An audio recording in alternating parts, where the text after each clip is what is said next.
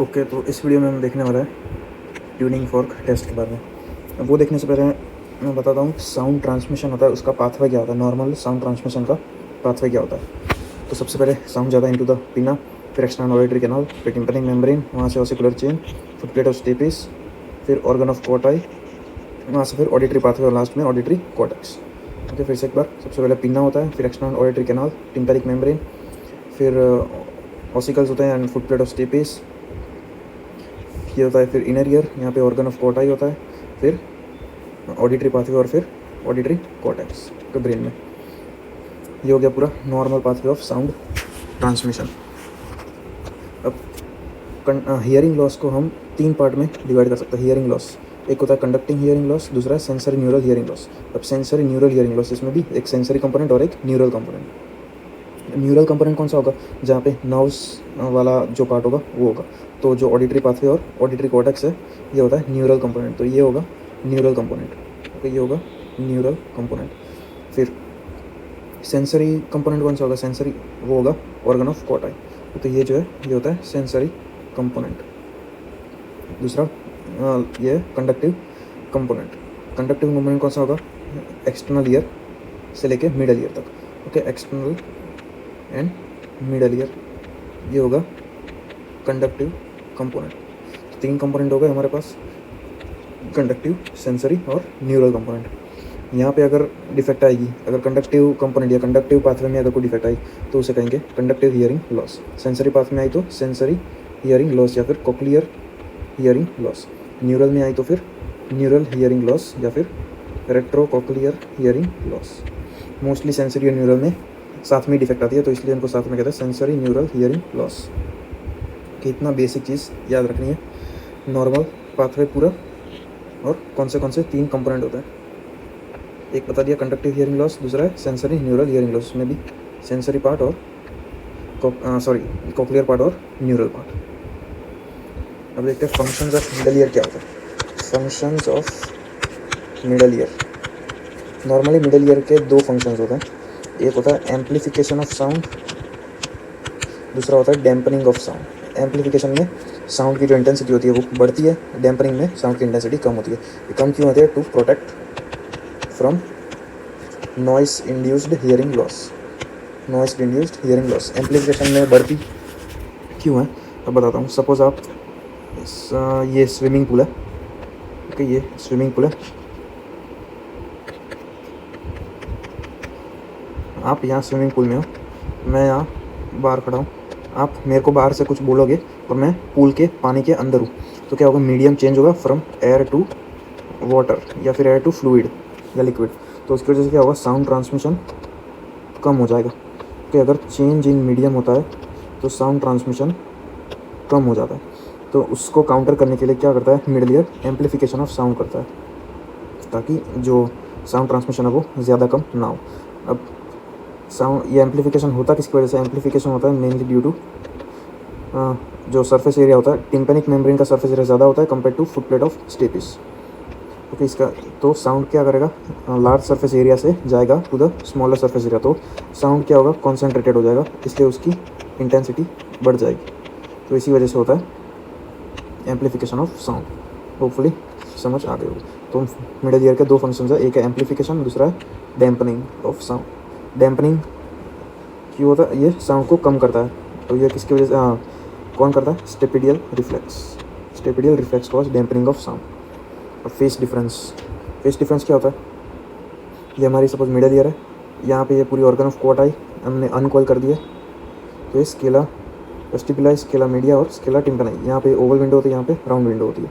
Sound यहाँ पे आया oval foot plate of stapes में, ओवल विंडो से ट्रांसमिट हुआ टू द स्केला वेस्टिबुला। यहाँ से फ्लूइड होगा, वो एक तरफ मतलब पुश होगा, यहाँ से होते होते ट्रांसमिट होगा टू द स्केला टिम्पैनी, फिर राउंड विंडो। तो ये जो पूरा बना पाथवे, उसकी वजह से क्या होता है, ओवल विंडो का होता है वो होता है कंप्रेशन, ओवल विंडो का कंप्रेशन, जबकि राउंड विंडो का रेरिफेक्शन। तो यही अपोजिंग फोर्स की वजह से क्या होता है, यहाँ पे स्केला मीडिया में हेयर सेल्स होते हैं, उनका फ्रिक्शन होता है, रबिंग होती है, उसकी वजह से साउंड सेंस होता है। इन शॉर्ट क्या था, mechanical energy converted into electrical energy which is known as transduction of energy.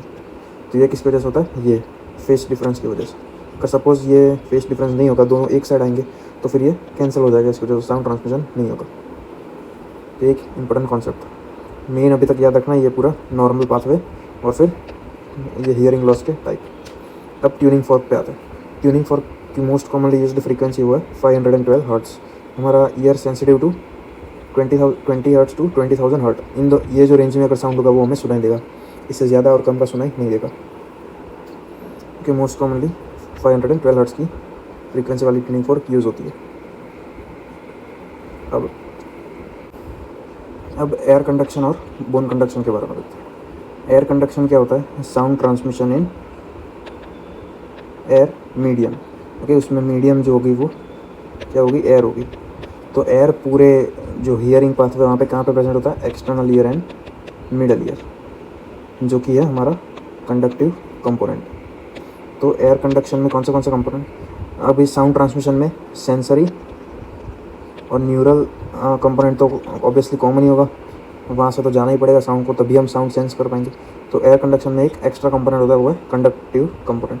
तो एयर कंडक्शन में conductive component plus sensory component plus neural component. Okay, ये 3 कंपोनेंट होते हैं, conductive, sensory and neural component, या neural pathway involve होते हैं। अब उसी तरह बोन कंडक्शन में क्या करेंगे हम? ट्यूनिंग फॉर्क को हीट करके यहाँ पे मेस्टर्ड में रख देंगे। तो वहाँ से क्या होगा? ये जो बेस ऑफ मेस्टर्ड या फिर स्कल, बेस ऑफ स्कल, वहाँ से साउंड ट्रांसमिट होगा into the bony cochlea. Okay, bony cochlea, वहाँ से फिर कॉक्लियर फ्लूइड स्टिमुलेट होंगे, वहाँ से फिर अल्टीमेटली ऑडिटरी पाथवे और ऑडिटरी कॉर्टेक्स में साउंड सेंस होगा। तो बोन कंडक्शन में ऑब्वियसली एयर का कोई भी कंपोनेंट आएगा ही नहीं, मतलब मीडियम जो होगा वो क्या होगा? बोन होगा, एयर नहीं होगा। तो external ear and middle ear जो कि थे हमारे कंडक्टिव पाथवे, वो भी एब्सेंट हो गए। तो बोन कंडक्शन में sensory and neural pathway present हो रहे हैं।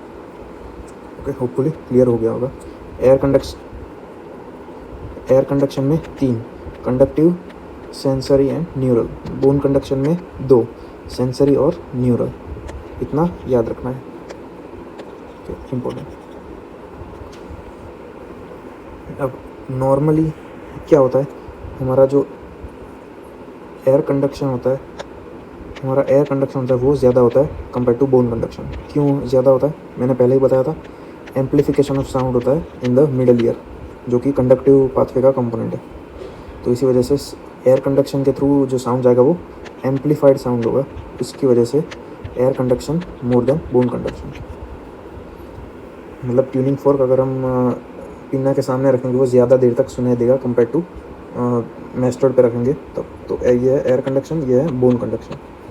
तो normally air conduction is more than bone conduction. क्यों? क्योंकि यहाँ पे एम्पलीफाइड साउंड जाता है into the sensory neural pathway. Okay, ये याद रखना मेन चीज़, ये air conduction is more than bone conduction. अब ट्यूनिंग फॉर्क टेस्ट के बारे में आता है। तो टोटल 6 टेस्ट है, उसमें नाम बता देता हूँ। Rinne's test, Weber's test, absolute bone conduction test, Gelle's test, Schwabach test and Bing test. ये 6 ट्यूनिंग फॉर्क टेस्ट है। सबसे पहला है रिनीस टेस्ट।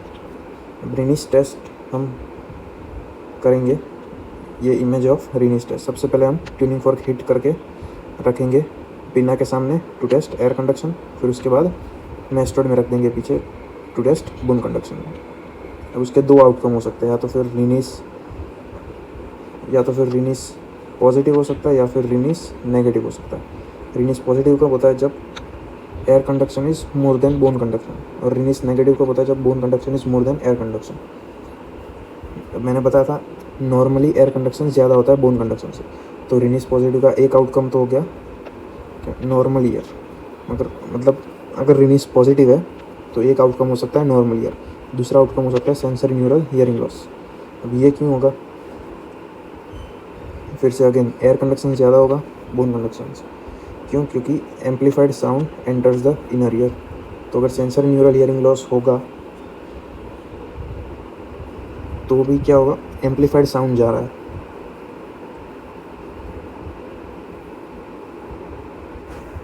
ओके, यहाँ पे सेंसरी न्यूरल हियरिंग लॉस, यहाँ पे भी एयर कंडक्शन ज़्यादा होगा बोन कंडक्शन से। क्यों?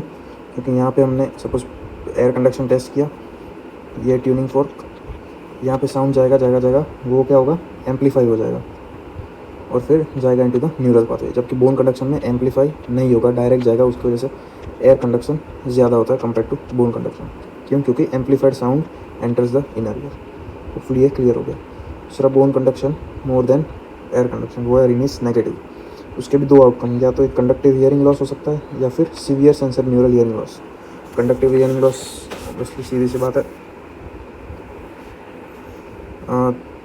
यहाँ पे सपोज मिडिल ईयर में कोई भी पैथोलॉजी होगी, तो मिडिल ईयर में पैथोलॉजी होगी तो उसकी वजह से साउंड एम्पलीफाई नहीं हो पाएगा या साउंड ट्रांसमिट ही नहीं हो पाएगा। इसकी वजह से जो डायरेक्ट बोन कंडक्शन में ट्रांसमिट हो रहा था साउंड, वो ज़्यादा होगा। तो बोन कंडक्शन ज़्यादा होगा कंपेयर टू एयर कंडक्शन, तो वो होगा कंडक्टिव हियरिंग लॉस। दूसरा आउटकम है severe sensor neural hearing loss. ये क्यों होता है? ये सपोज हमारा पूरा स्कल है, तो ये एक साइड ईयर, ये दूसरा साइड।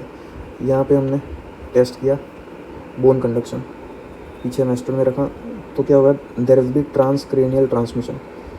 तो इस साइड वाला मेस्टर क्या करेगा, पूरे क्रेनियम में वाइब्रेशन स्प्रेड हो गए टू द ऑपोजिट साइड, जो मेस्टर रहता है वहाँ से फिर बोनिंग कॉक्लिया में, और फिर सेंस होगा साउंड। तो उसकी वजह से बोन कंडक्शन ज़्यादा आता है compare to air conduction. Severe sensor neural hearing loss, main word याद रखना, ड्यू टू ट्रांसक्रेनियल ट्रांसमिशन। इसे हम कहते हैं false negative Rinne's test. False negative Rinne's test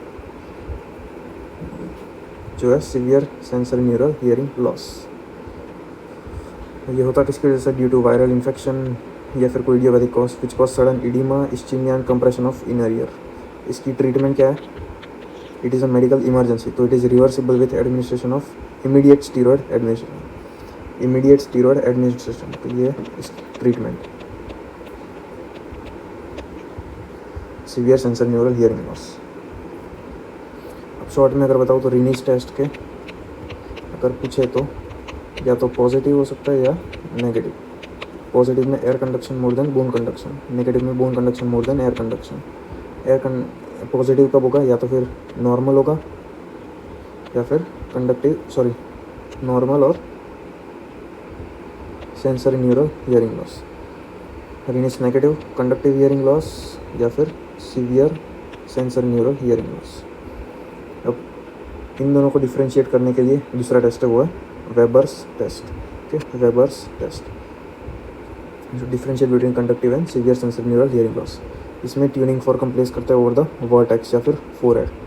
यहाँ पे हम प्लेस करते हैं ट्यूनिंग फॉर्क को। पेशेंट को पूछता है साउंड लेटरलाइज कहाँ पे हुआ, मतलब कौन से साइड में साउंड ज़्यादा सुनाई दे रहा है। ओके, हम पूछते हैं लेटरलाइजेशन ऑफ साउंड। अब इसका एक निमोनिक है SOCS, सॉक्स। अगर सेंसरी न्यूरल हियरिंग लॉस होगा तो लेटरलाइजेशन होगा towards the opposite side. Sensory neural hearing loss, lateralization to opposite side. अगर कंडक्टिव हियरिंग लॉस होगा, lateralization to same side. Example देता हूँ, suppose right ear sensory neural hearing loss है, तो lateralization कहाँ पे होगा? Towards the left side. Lateralization towards left side. अगर राइट कंडक्टिव हियरिंग लॉस है, lateralization towards the right side. Okay, ये याद रखना है। वेबर्स टेस्ट, अगर लेटरलाइज टू राइट साइड हुआ तो फिर आउटकम क्या क्या हो सकता है? या तो फिर right side conductive hearing loss होता है या फिर left ear sensor neural hearing loss. ये था वेबर्स टेस्ट। उसके बाद है absolute bone conduction test. Absolute bone conduction test, इसमें नाम में ही है बोन कंडक्शन, मतलब इसमें हम सिर्फ बोन कंडक्शन असेस करेंगे। It is for sensory neural hearing loss, क्योंकि वहाँ पे ही था। ये सिर्फ sensory neural hearing loss check करने के लिए, क्योंकि इसमें हम क्या करते हैं, जो एयर कंडक्शन होता है वो उसको हम ब्लॉक कर देते हैं बाय ऑक्लूडिंग ट्रेगस। इसमें ट्रेगस जो होता है ये ऑक्लूड कर देता है, बंद कर देता है, तो फिर कंडक्टिव पाथवे इज एक्सक्लूडेड। तो it only assesses bone conduction which is for sensory neural hearing loss assessment.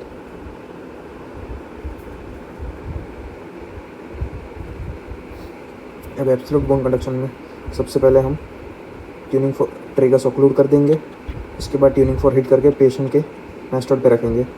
फिर वो जब सुनना बंद कर देगा तब हम एग्जामिनर के साथ कंपेयर करेंगे। ओके, एग्जामिनर के साथ कंपेयर करेंगे। अगर बोन कंडक्शन अगर हम एग्जामिनर को भी वाइब्रेशन नहीं सुनाई दे रहे होता है तो फिर आउटकम इज़ नॉर्मल। ओके, ये तो हो गया नॉर्मल। अब एग्जामिनर ने जब मेस्ट्रॉइड पे रखा ट्यूनिंग फोर्क, फिर भी एग्जामिनर को सुनाई दे रहा था, वाइब्रेशन फील हो रहे थे वाइब्रेशन, तो इसका मतलब क्या हुआ, जो पेशेंट का जो बोन कंडक्शन है वो शॉर्टन हो गया, वो कम हो गया है। तो वो क्या सजेस्ट करता है, sensory neural hearing loss. Conductive hearing loss तो हम इसमें चेक कर ही नहीं सकते क्योंकि कंडक्टिव कंपोनेंट है वो ब्लॉक कर देता है बाय ऑक्लूडिंग ट्रिगर्स। तो ABC is for sensory neural hearing loss. अब हम अप्रोच कैसे करेंगे, सबसे पहले जो हम करेंगे वो होगा रिनीस टेस्ट। कोई भी पेशेंट आएगा तो सबसे पहले करेंगे रिनीस टेस्ट। वो या तो पॉजिटिव होगा या फिर नेगेटिव होगा। पॉजिटिव होगा तो फिर नॉर्मल होगा या फिर सेंसरी न्यूरल हियरिंग लॉस, ये हो सकता है। नेगेटिव हुआ तो फिर कंडक्टिव हियरिंग लॉस या फिर severe sensory neural hearing loss. अब सबसे पहले देखते हैं पॉजिटिव। अगर पॉजिटिव आया तो फिर हमें दो चीज़ों में डिफ्रेंशिएट करना है, नॉर्मल और दूसरा है सेंसरी न्यूरल हियरिंग लॉस। ये डिफ्रेंशिएट हम कैसे करेंगे, by absolute bone conduction test. इसमें हम चेक करेंगे बोन कंडक्शन। ओके, ये हो गया रिनीस। पॉजिटिव पेशेंट है तो हम कैसे अप्रोच करेंगे। अब सपोज रिजल्ट नेगेटिव आया तो हमें कौन सी दो चीज़ों को डिफ्रेंशिएट करना है, कंडक्टिव और severe sensory neural hearing loss. Negative आया तो फिर कंडक्टिव या फिर severe sensory neural hearing loss. इसे हम डिफ्रेंशिएट करेंगे बाय वेबर्स टेस्ट। अगर लेटरलाइज टूवर्ड्स द सेम साइड तो फिर वो होगा कंडक्टिव हियरिंग लॉस। अगर टूवर्ड्स ऑपोजिट साइड तो वो होगा severe sensory neural hearing loss. तो ये बहुत इंपॉर्टेंट। सबसे पहले हम करेंगे रिनीस टेस्ट, फिर उसके रिजल्ट पे डिपेंड करेगा। अगर पॉजिटिव आया तो फिर ABC, नेगेटिव आया तो फिर वेबर। ये हो गए मेन 3 टेस्ट। अब दूसरा 4th टेस्ट है वो है श्वाबाक टेस्ट। क्या करता है, रिकन्फर्म करता है कंडक्टिव है या फिर सेंसरी न्यूरल हियरिंग लॉस। अब Schwabach test it is similar to absolute bone conduction test. इसमें सिर्फ ट्रेगस को ऑक्लूड नहीं करते, ट्रेगस इज नॉट ऑक्लूडेड। तो ये क्या, इसमें भी हम बोन कंडक्शन ही टेस्ट करते हैं, पेशेंट के मेस्टर्ड पे प्लेस करते हैं ट्यूनिंग फोर्क को, फिर उसके बाद एग्जामिनर के साथ कंपेयर करते हैं। अगर सेम हो एग्जामिनर से तो इट इज़ नॉर्मल। अगर शॉर्टन हो गया बोन कंडक्शन पेशेंट का तो again it is sensory neural hearing loss. अगर लेंथन हो गया तो it is conductive hearing loss. Conductive hearing loss क्यों होगा, क्योंकि कोई भी एक्सटर्नल साउंड इंटरफेयर नहीं करेगा पेशेंट को। ये हमारा ईयर है, पीना external auditory canal, middle ear. Suppose यहाँ पे एक्सेसिव वैक्स है तो जब हम बोन कंडक्शन कर रहे होंगे तब कोई भी एक्सटर्नल साउंड यहाँ पे नहीं आएगा, तो इसकी वजह से बोन कंडक्शन का जो वो ज़्यादा होगा कंपेयर टू एग्जामिनर। तो इन शॉर्ट याद रखना, अगर सेम हुआ तो फिर नॉर्मल, अगर कम हुआ तो फिर सेंसरी न्यूरल हियरिंग लॉस, अगर ज़्यादा हुआ तो फिर कंडक्टिव हियरिंग लॉस। अब आता है गिलिस टेस्ट, 5th नंबर। ये it is a test for ossicular fixation. इसमें हम क्या करता है, सीगल स्पेकुलम इंस्ट्रूमेंट आता है, ये इसका इमेज एक बेसिकली पंप जैसा होता है, फिर एक ट्यूब होती है, पंप जैसा, और ये ट्यूब है। इसे हम ईयर में प्लेस करते हैं और फिर इसको प्रेशर अप्लाई करते हैं in the external auditory canal. इससे क्या होता है, एक्सटर्नल ऑडिटरी कैनाल का प्रेशर वो होता है, बढ़ता है। प्रेशर बढ़ेगा तो फिर क्या, टिम्पैनिक मेम्ब्रेन क्या होगी, वो रिट्रैक्ट हो जाएगी। ऑसिकुलर चेन की मोबिलिटी वो भी कम हो जाएगी। ओके, ऑसिकुलर चेन की मोबिलिटी वो कम हो जाएगी, उसकी वजह से साउंड ट्रांसमिशन कम होगा। फिर जब हम प्रेशर रिलीज़ करेंगे तो अगेन बैक टू नॉर्मल। तो अगर सपोज हियरिंग वेरी करती है विथ चेंज इन प्रेशर तो it is positive Gelle's test which is normal. Okay, अगर हियरिंग वेरी करती है तो इट इज़ नॉर्मल। अगर there is no change in hearing with pressure variation it is negative Gelle's test which is suggest ossicular fixation, ossicular chain fixation. कि पहले से ही ossicular chain fix थी, वो मूव कर नहीं रही थी ज़्यादा, तो हम प्रेशर चेंज करें या ना करें वो पहले से ही फिक्स थी, तो it suggest negative Gelle's test which is ossicular chain fixation. Last है वो है बिंज टेस्ट या बिंग टेस्ट। इसमें भी गिलिस टेस्ट जैसा ही है। इसमें सीगल स्पेकुलम की जगह हम क्या करते हैं, ट्रेगस को प्रेस एंड रिलीज़ करते हैं, तो इसकी वजह से प्रेशर चेंज होगा। अगर हियरिंग चेंज हुई तो it is positive which is normal, अगर no change in hearing it is negative which is conductive hearing loss. Gelle's test भी ऑटोस्क्लेरोसिस के लिए, वो भी एक कंडक्टिव हियरिंग लॉस ही है, और बिंच टेस्ट वो भी फॉर कंडक्टिव हियरिंग लॉस। ये हो गए सारे ट्यूनिंग फॉर्क टेस्ट। अब क्विकली एक बार रिवाइज करते हैं। Rinne's test, 2 outcome positive and negative. Positive आए तो फिर या तो हो सकता है नॉर्मल या फिर sensor neural hearing loss. Negative आया तो फिर कंडक्टिव हियरिंग लॉस और severe sensor neural hearing loss. इन दोनों को डिफ्रेंशिएट कैसे करेंगे, by absolute bone conduction test. अगर सेम हुआ एज एग्जामिनर तो इट इज़ नॉर्मल, अगर बोन कंडक्शन कम हो गया तो it is sensor neural hearing loss. इन दोनों को डिफ्रेंशिएट कैसे करेंगे, by Weber test. Again lateralization towards the same side तो फिर कंडक्टिव हियरिंग लॉस, अगर अपोजिट साइड तो फिर severe sensor neural hearing loss. Weber test में मैंने बोल दिया same side conductive hearing loss, opposite side sensor neural hearing loss.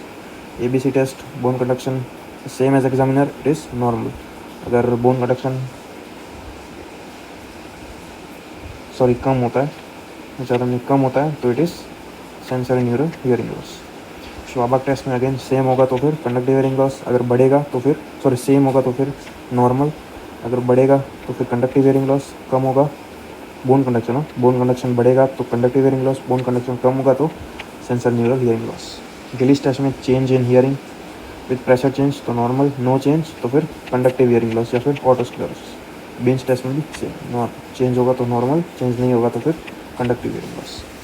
तो ये थे पूरे tuning fork test, Rinne's, Weber's, absolute bone conduction, Schwabach and Gelle's and Bing test. Thank you.